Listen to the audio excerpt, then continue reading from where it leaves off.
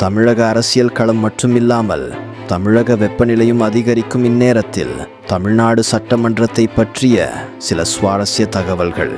சமூக நீதி, கல்வி மற்றும் நலத்திட்டங்களில் முன்னோடி சட்டங்களை கொண்டு வந்த மாநிலம் தமிழ்நாடு. அதிக அரசியல் விழிப்புணர்வு கொண்ட மக்களுடன் செயல்படும் சட்டமன்றம் இது. நாம் எல்லோரும் தமிழ்நாடு சட்டசபையில் 234 தொகுதிகள் இருக்கின்றன என்று நினைக்கிறோம். ஆனால் ஆரம்பத்தில் அது அப்படி இல்லை. 1962 தேர்தல் வரை 206 தொகுதிகள் மட்டுமே இருந்தன.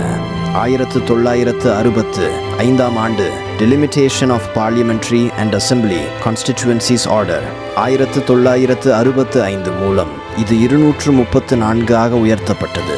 மேலும் இந்த 234 உறுப்பினர்களுடன் ஆங்கிலோ இந்திய சமூகத்தை பிரதிநிதித்துவப்படுத்த ஒரு நியமன உறுப்பினரும் இருந்தார். ஆங்கிலோ இந்தியர்கள் என்பது இந்தியாவின் தனித்துவமான சிறுபான்மை சமூகமாகும். பிரிட்டிஷ் ஆட்சிக்கு பிறகு ஐரோப்பிய இந்திய வம்சாவளியை கொண்டவர்களையும் இந்த பேரில் சேர்த்தனர். 1965 முதல் உறுப்பினர்களின் எண்ணிக்கை மாற்றமின்றி தொடர்ந்து வருகிறது. தமிழ்நாடு சட்டமன்றத்தின் வரலாறு 1861 ஆண்டு பிரிட்டிஷ் ஆட்சியில் உருவாக்கப்பட்ட மெட்ராஸ் லெஜிஸ்லேட்டிவ் கவுன்சில் வரை செல்லும். ஆரம்பத்தில் இந்த கவுன்சிலுக்கு குறைந்த அதிகாரங்கள் மட்டுமே இருந்தன. இது ஒரு ஆலோசனை அமைப்பாகவே செயல்பட்டது. 1919 ஆண்டு கவர்மெண்ட் ஆஃப் இந்தியா ஆக்ட் மூலம் பெரிய மாற்றங்கள் கொண்டு வரப்பட்டன. இதில் முதன்முறையாக மக்கள் தேர்ந்தெடுத்த உறுப்பினர்கள் அறிமுகப்படுத்தப்பட்டனர். 1947 இந்தியா சுதந்திரம் பெற்ற பிறகு மெட்ராஸ் லெஜிஸ்லேட்டிவ் அசெம்பிளி உருவாக்கப்பட்டது. 1956 மாநில மறுசீரமைப்புக்கு பிறகு இது தமிழ்நாடு சட்டமன்றம் என மாற்றப்பட்டது. தமிழ்நாடு ஒரு காலத்தில் மேல்நிலை மன்றம், சட்டமன்ற கவுன்சில் கொண்டிருந்தது. அது காலனிய காலத்திலிருந்து 1986 வரையிலும் செயல்பட்டது. அதன் பின்பு மாநிலத்தில் ஒரே மன்றம், சட்டமன்றம் மட்டுமே உள்ளது. தமிழ்நாடு சட்டமன்ற வரலாற்றில் பெண்களின் முதல் சாதனைகள்.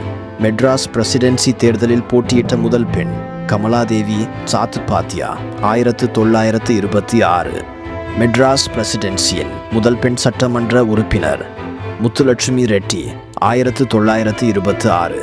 பெண்கள் அரசியலில் முன்னேறிய முக்கியமான தொடக்க கட்டமாக இந்த சாதனைகள் பார்க்கப்படுகின்றன. பெண்களின் அரசியல் பயணம் இங்கிருந்தே தொடங்கியது.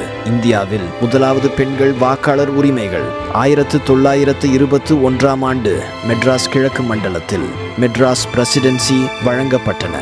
இது பெண்கள் அரசியல் உரிமைகளில் ஒரு முக்கிய மைல்கல்லாகும். 1929 ஆண்டு செங்கற்பட்டில் நடைபெற்ற சுயமரியாதை மாநாட்டில் நிறைவேற்றப்பட்ட தீர்மானத்தை அடிப்படையாக கொண்டு பெற்றோர் சொத்தில் பெண்களுக்கு சம உரிமை வழங்கும் தனிச்சட்டத்தை 1989 ஆண்டு மே மாதம் 6ஆம் நாள் நாட்டுக்கே முன்னோடி மாநிலமாக தமிழக சட்டமன்றம் நிறைவேற்றியது.